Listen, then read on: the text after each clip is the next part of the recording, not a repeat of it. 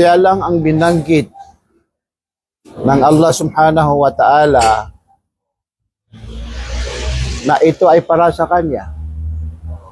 Napakaraming mga klaseng pagsamba. Ang pagsasala ay ito ay klaseng pagsamba sa Allah. Ang pagsasaliksik ng kaalaman bilang pagsamba sa Allah. Ang paghahaj bilang pagsamba sa Allah. At iba pang mga uring pagsamba. Pero sa dami ng klaseng pagsamba sa Allah subhanahu wa ta'ala, ang naibukod niya na sinabi niya, ito ay para sa Kanya. Sa Kanyang sinabi, فَإِنَّهُ لِي. Yung hadisul Qudsi, kullu amali ibni Adama lahu al-hasanatu bi asri amthaliha ila sab'imi'atin dha'fin illa sawma fa innahu li wa ana ajzi bihi. Lahat ng mga gawain ng angkan ni Adam, al-hasanatu bi asri kullu amali ibni Adama lahu, lahat ng mga gawain ng angkan ni Adam ito ay para sa kanya. Al-hasanatu bi asri amthaliha, yung isang mabuting gawain ito ay idudubli ng 10. Bi asri amthaliha ila sab'imi'atin dha'fin, hanggang sa aabot ang pagdudubli sa kanya ng 700. Bilang malaking biyaya sa atin ng Allah subhanahu wa ta'ala. Illa sawm, maliban lang, sabi ng Allah subhanahu wa ta'ala, sa pag-ayuno. Fa innahu li, katiyakan, ang pag-ayuno ito ay para sa akin. Hindi niya sinabi ang pagsasala ay para sa akin. Hindi niya sinabi ang paghahaj ay para sa akin. Hindi niya sinabi ang pagbibigay ng kawanggawa ay para sa akin. Ibinukod niya ang pag-aayono na ito lang ang sinabi niyang para sa kanya. So nararawat natin malaman, mga kapatid, mga minamahal kong mga kapatid, kung ano ang sikreto. Ano ang sikreto? Bakit ibinukod tangi ng Allah subhanahu wa ta'ala ang pag-aayono na ito lang ay para sa Kanya? Ito lang ay para sa Kanya. Sabi ng mga ulama, ang pag-aayono, ito ay oring pagsamba. La yaqumu bis-sawmi illa mu'minun. Walang taong magsasagawa ng pag-aayono maliban lang sa taong may pananampalataya. La yaqumu bis-sawmi illa mu'minun. Walang taong magsasabuhay ng pag-aayono maliban lang sa taong mayroong pananampalataya, mayroong paniniwala kay Allah subhanahu wa ta'ala. Wala yaf'aluhu illa man bari'a minan nifaq. At walang magsasabuhay sa pag-aayono illa maliban lang man bari'a minan nifaq, maliban lang sa taong siya ay ligtas. Saan siya ligtas? Minan nifaq, sa pagkukunwari. Allahu Akbar. Kung pag-isipan natin ito, pagmamasdan natin, yung sinabi ng mga ulama, maaalam sa Islam, ang sikreto sa pag-aayono,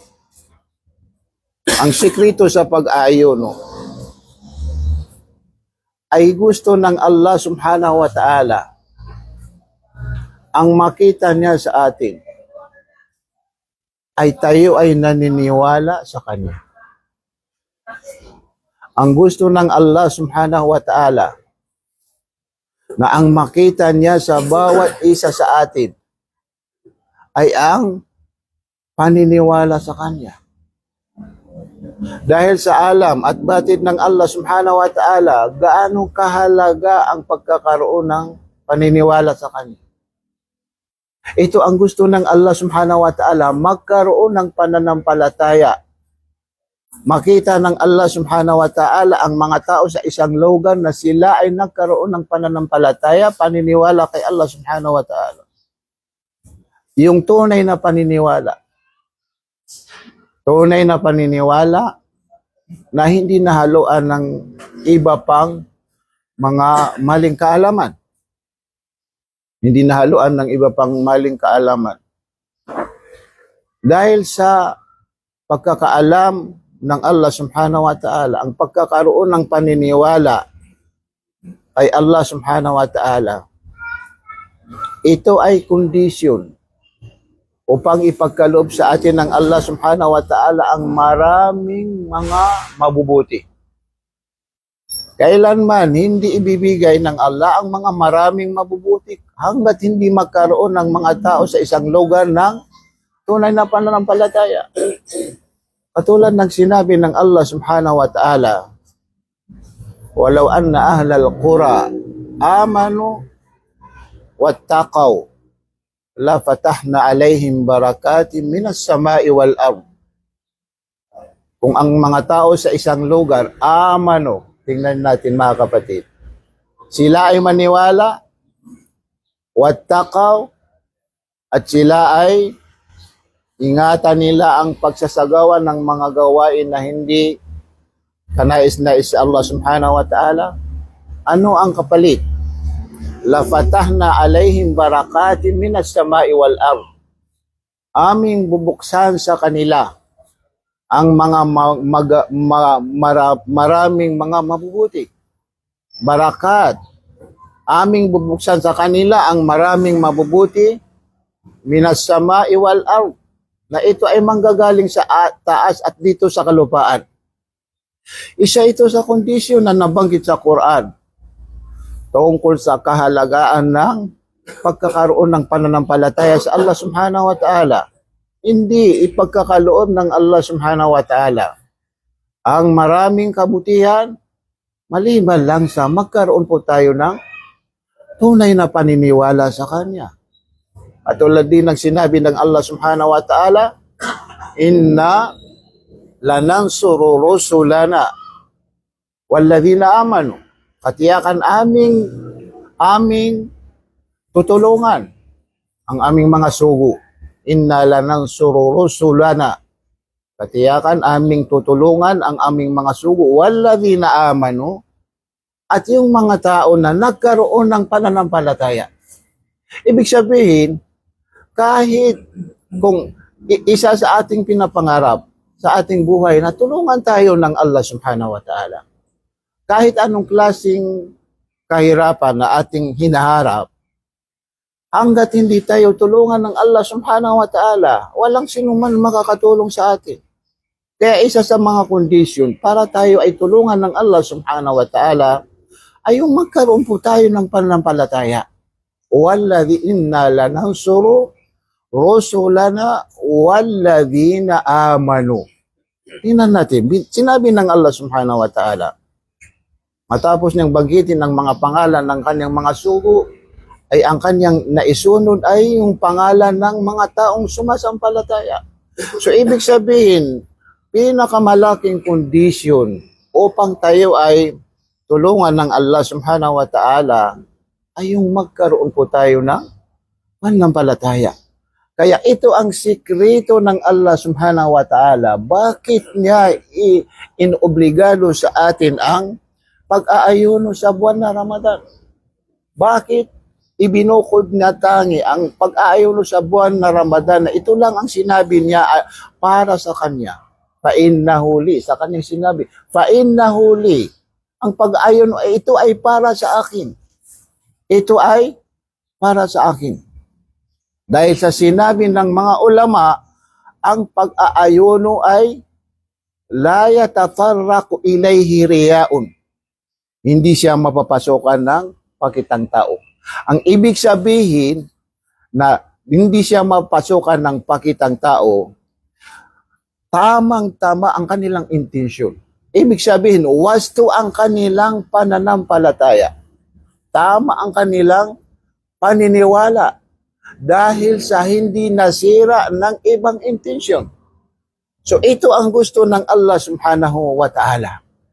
Dahil sa pagkakaalam ng Allah bilang habag niya sa atin, na kapag tayo ay magkaroon ng pananampalataya, ay kanyang ipagkakalob sa atin yung mga kabutihan na nabanggit niya sa Quran at nabanggit sa sunnah ni Propeta Muhammad sallallahu alaihi wasallam. Kaya mga kapatid, pag sumikapan natin, tiyakin po natin upang tayo ay lalong mapalapit sa mga biyaya ng Allah subhanahu wa ta'ala, upang tayo ay lalong mapalapit sa mga kabutihan na manggagaling sa Allah subhanahu wa ta'ala. Siguraduhin po natin mga kapatid na bawat gawain natin, ito ay ang dahilan kahit natin, kaya natin isinasabuhay ay bilang pananampalataya kay Allah. Kapag tayo ay gumagawa ng isang gawain, tiyakin natin sa ating mga puso na ang intensyon natin ay para ito kay Allah subhanahu wa ta'ala. Kapag tayo ay magsasalita, tiyakin natin sa ating mga sarili na ito ay para kay Allah subhanahu wa ta'ala. Kapag tayo ay magsasaliksik ng kaalaman, gawin natin, intensyon natin, ito ay para kay Allah subhanahu wa ta'ala. Ito ang gusto ng Allah subhanahu wa ta'ala. Makita niya sa atin. Sa lahat ng ating mga gawain, ang ginugusto ng Allah subhanahu wa ta'ala ay makita niya tayo na nasa atin ang pananampalataya.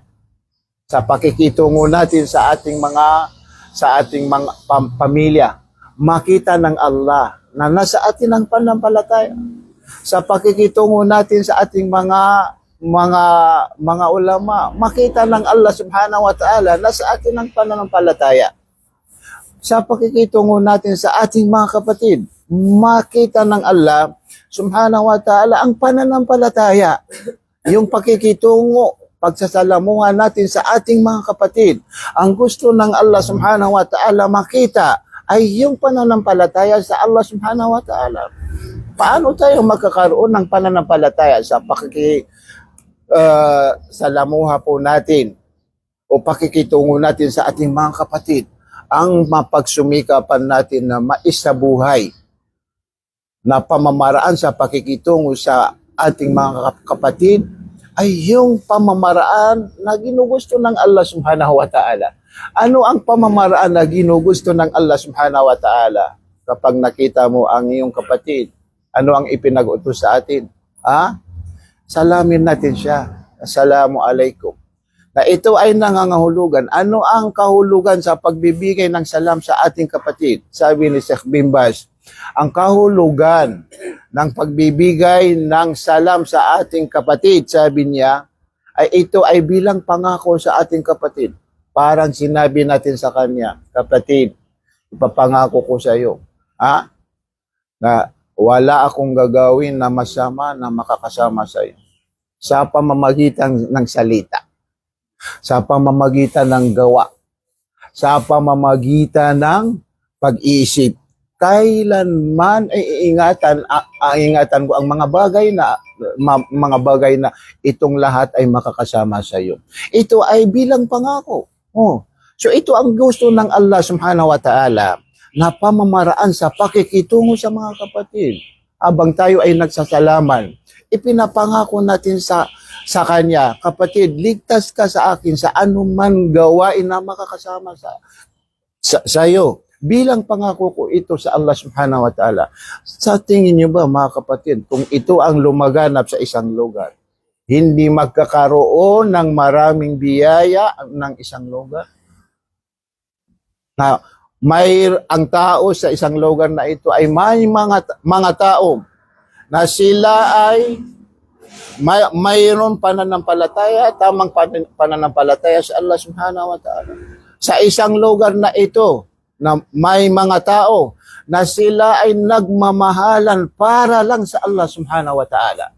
Hindi ba bubuksan ng Allah subhanahu wa ta'ala sa isang lugar na ito ang kanyang biyaya? Hindi ba bubuksan ng Allah sa isang lugar na ito ang mga kabutihan na ang tao sa lugar na ito, sila ay nagmamahalan para lang sa Allah subhanahu wa ta'ala. Sila ay nagbibigayan ng pangako na kapatid, kailanman hindi kita mapipinsala.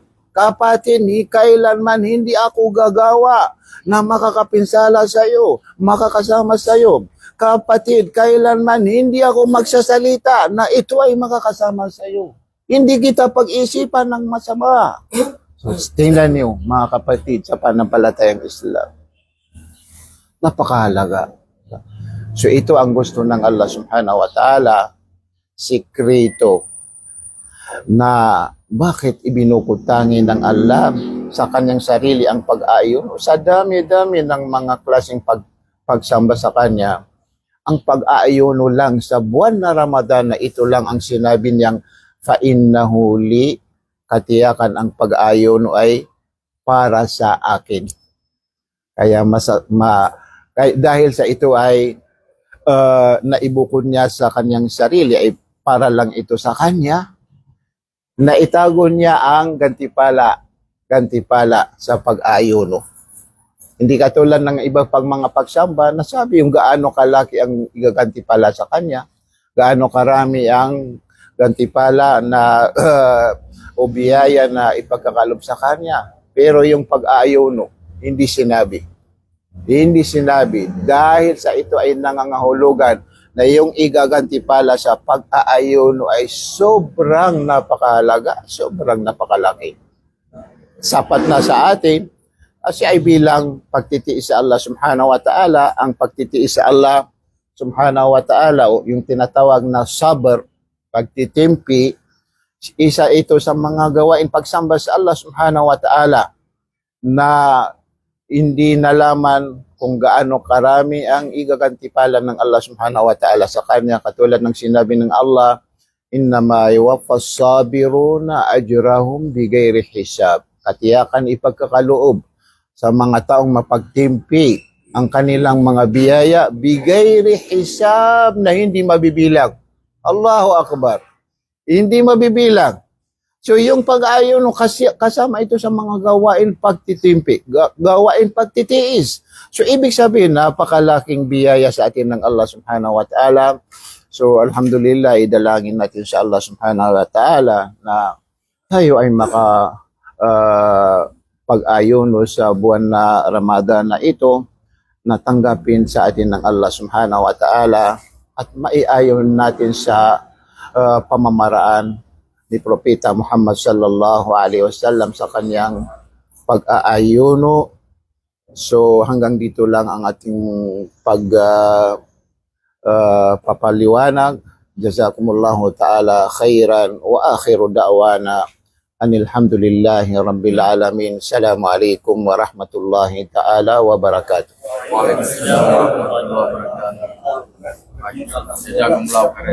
Wa iyyakum wa iyyakum. Patayan. Ngayong Ramadan at dalang buhay patayan ng palalaki siya. Maraming salamat sa iyo na ito ay dumadalaw sa Alhamdulillah. pagkalaga ang iyong palalangay. Salamat.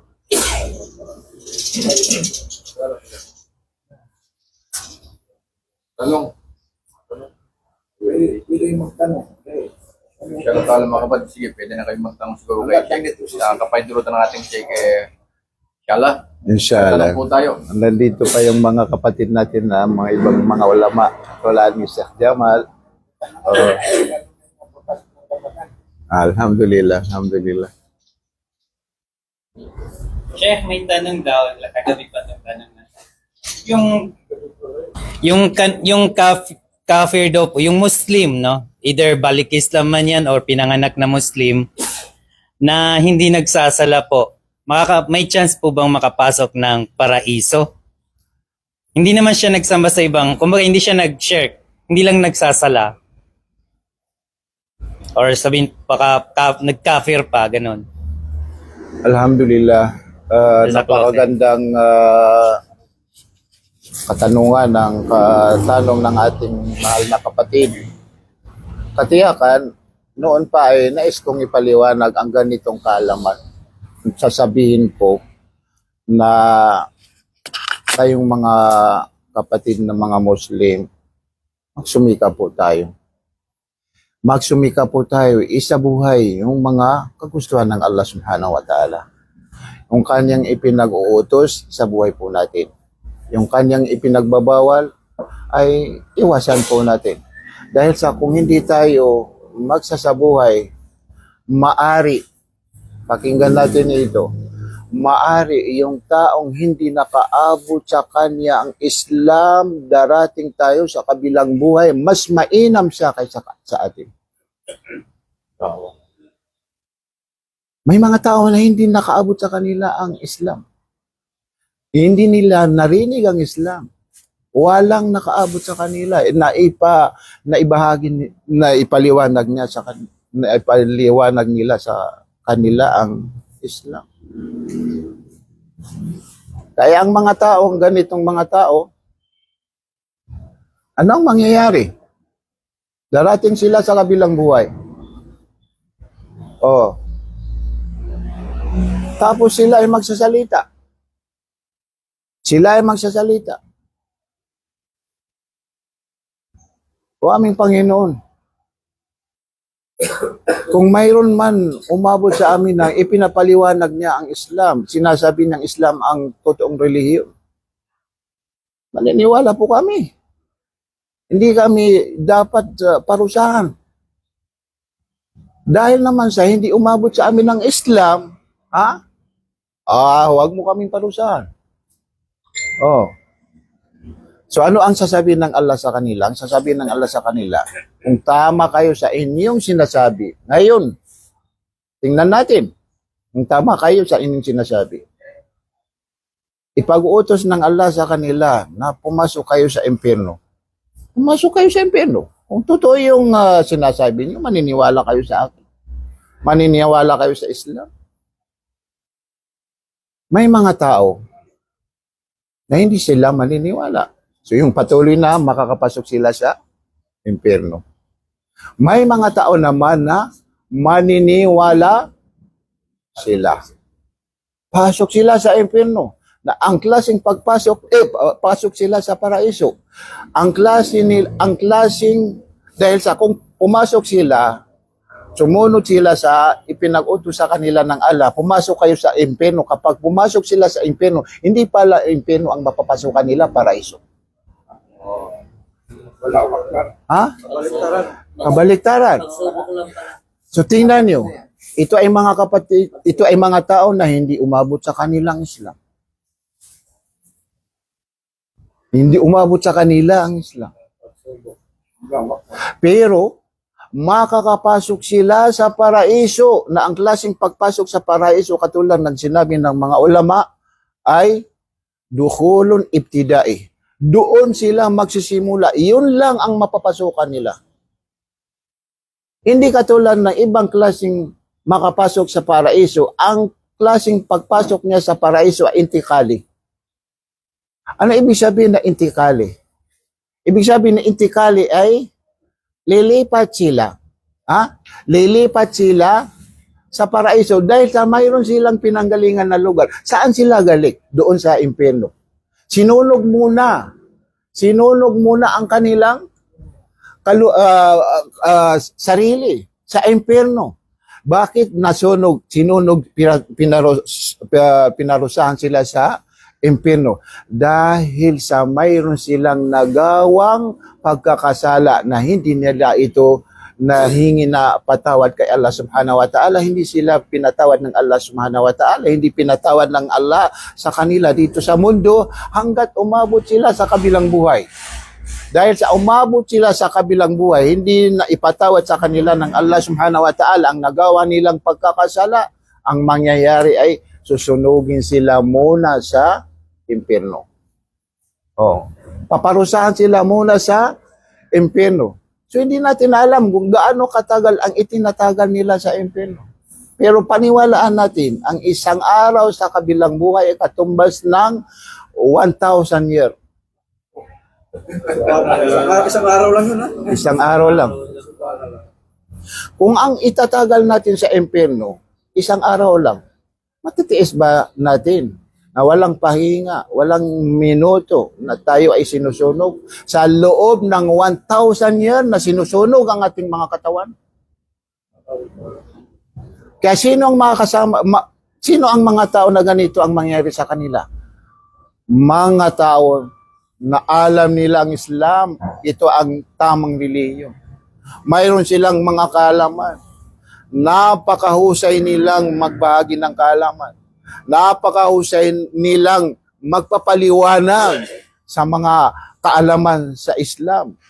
Dahil naman mayroon silang hindi na isa sa mga ipinag-utos ng Allah Subhanahu wa Ta'ala. Ganun ang mangyayari. So ngayon mga kapatid, saan ang mas mainam sa dalawang grupo na ito? Ha? Tayo ang magtatanong sa ating mga sarili. Sino ang mainam sa dalawang grupo na ito? Yung mga tao na hindi nakaabot sa kanila ng Islam, pero pagdating nila sa kabilang buhay, sila pa ang mas mainam dahil sa makapasok sila sa paraiso, na ang pagpasok nila sa paraiso ay ibtidae. Doon sila magsisimula. Ibig sabihin na wala silang pinanggagalingan. Hindi sila galing sa impyerno. Pero yung mga tao na nakaabot sa kanilang Islam, na makasalanan, hindi nila pinagsusumikapan, sila ay mapatawan ng Allah Subhanahu wa Ta'ala, ang mangyayari sa kanila, paparusahan sila muna sa impyerno. So ang masasabi po natin mga kapatid, mas mainam pa yung tao na hindi nakaabot sa kanyang Islam kaysa atin na maraming kaalaman, maraming pag-unawa, napakahusay magpapaliwanag, pero ang wala sa atin yung pagsasagawa. Oh. So ganun din. Ikumpara natin ito sa katanungan ni kapatid na ang taong Muslim na hindi halimbawa nagsasala, yung sabi ng mga ulama, ang hindi pagsasala, isa lang ito sa gawaing pagsama kapag hindi isinabuhay ng isang tao, siya ay makakalabas sa Islam. Siya ay makakalabas sa Islam. Hindi katulad ng mga ibang gawain pagsamba sa Allah, kahit hindi siya isinasabuhay ng isang tao, hindi siya makakalabas sa Islam, pero siya ay nagkamali. Siya ay nagkasala. Hindi naman siya nakalabas sa Islam. So ito ay sinabi ng mga ulama, kullu man balagahu ad-dalilu wa fahimahu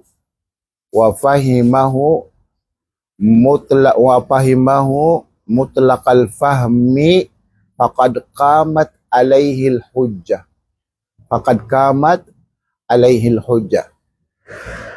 Sinabi ng mga ulama bilang kaida o batas ng Islam, kullu man balagahu dalil, lahat ng tao na nakaabot sa kanya ang dalil, katibayan na mula sa salita ni Allah, salita ni Propeta Muhammad sallallahu alaihi wasallam, wa fahimahu mutlaqal fahmi, at ito ay kaniyang naunawaan na ang klaseng pag-uunawa niya sa salita ni Allah, salita ni Propeta Muhammad, ay yung isang klaseng pag-uunawa ang tawag sa kanya ay mutlaqu al-fahm.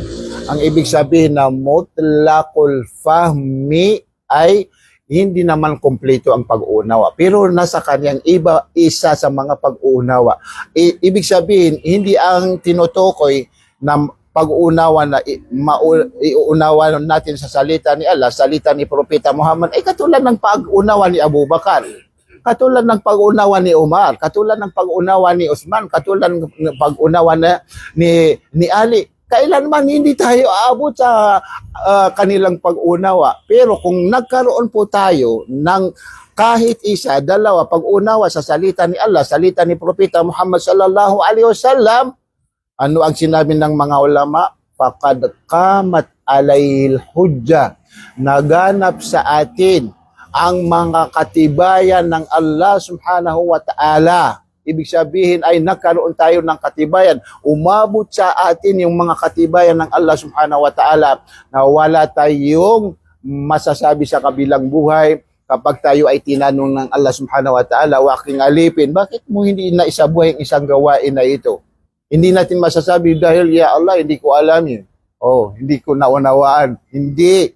Fakat kamat alayhi al-hujjah. Katiyakan ang tao na ito, naganap sa kanya ang mga katibayan ng Allah subhanahu wa ta'ala na ang relihiyon ng Islam ito ang tamang relihiyon. So, ibig sabihin tayong mga kapatid, wala tayong masasabi sa kabilang buhay sa Allah subhanahu wa ta'ala. Ya Allah, hindi ko alam yan.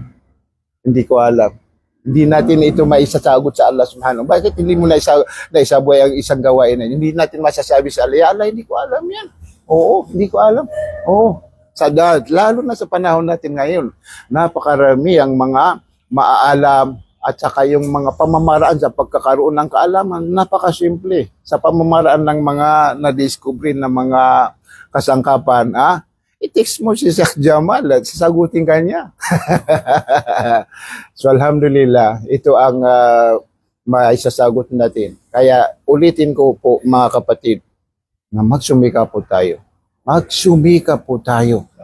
Magsumikap po tayo. Dahil sa kapag hindi tayo magsusumikap, maari yung isang tao na nakatira doon sa gubat na hindi nakarating sa kanyang Islam, siya pa ang pinakamainam kaysa atin. Katulad din ng isang tao na siya ay bulag, siya ay hindi nakakarinig.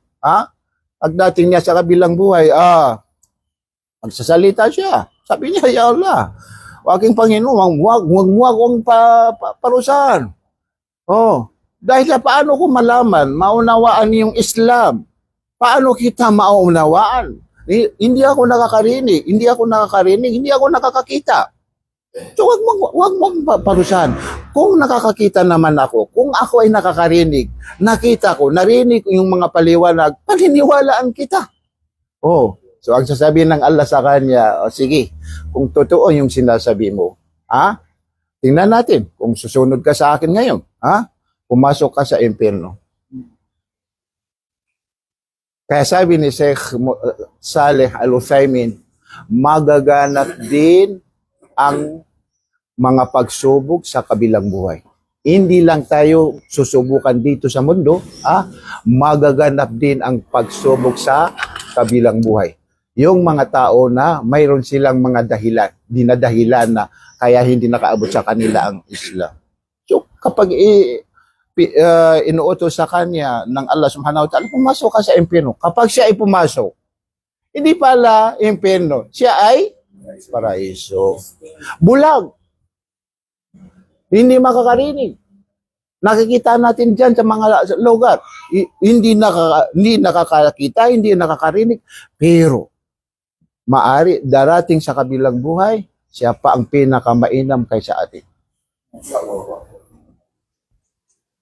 Pinamamaliit natin, pero hindi natin alam mga kapatid na siya ang pinakamainam. Mas mainam pa kaysa atin. Dahil kung siya ipapasa sa pagsubok na isusubok sa kanya ng Allah subhanahu wa ta'ala, makakapasok siya sa paraiso. Ano ang klaseng pagpasok niya sa paraiso? Anong tawag doon? Nabanggit ko kanina. Dukhulun ibtidai. Ibig sabihin, dukhulun ibtidai. Doon siya magsisimula. Hindi galing sa impyerno. Hindi katulad ng ilan sa mga Muslim. Dadaan sila muna sa impyerno. Transit ang mangyayari. Hindi diretso. So mas mainam ang bulag na ito, mas mainam ang hindi nakakarinig na ito na makakapasok siya sa paraiso na dukhulun ibtidai. So alhamdulillah, tayo ay biyayaan ng Allah subhanahu wa ta'ala. Naway tanggapin sa atin ng Allah subhanahu wa ta'ala ang ating pagsasaliksik na ito ay para lang sa Kanya. Jazakumullahu khairan. So, baka